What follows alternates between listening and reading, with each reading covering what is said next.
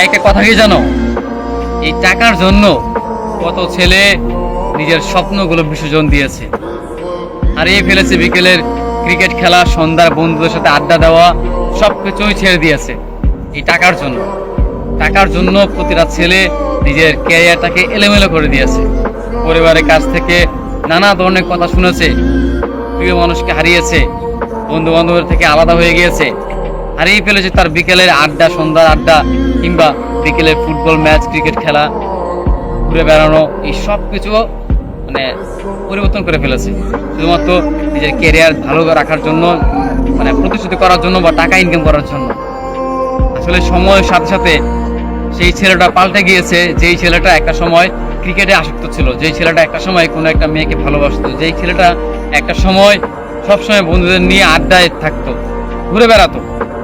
আজকে টাকার জন্য সে তার পরিস্থিতি পাল্টিয়ে নিয়েছে। আসলেই মানুষের পরিস্থিতি মানে পাল্টানো প্রয়োজন, কারণ একটা সময়ের পর গিয়ে, বিশেষ করে ছেলেদের 18 বছরের পর থেকে শুরু হয় তাদের জীবনটা আসলে একটা বিষাক্ত, কিংবা তাদের জীবনটা একটা বেদনা, সেটা তারা মানে বুঝতে পারে 18 বছরের পর, বা 18 মানে জীবনের যে বয়সটা সেটা হচ্ছে যে 18 বছর। তার আগে যে মুহূর্তগুলো সেগুলো মানে খুব ভালো কাটবে, কিন্তু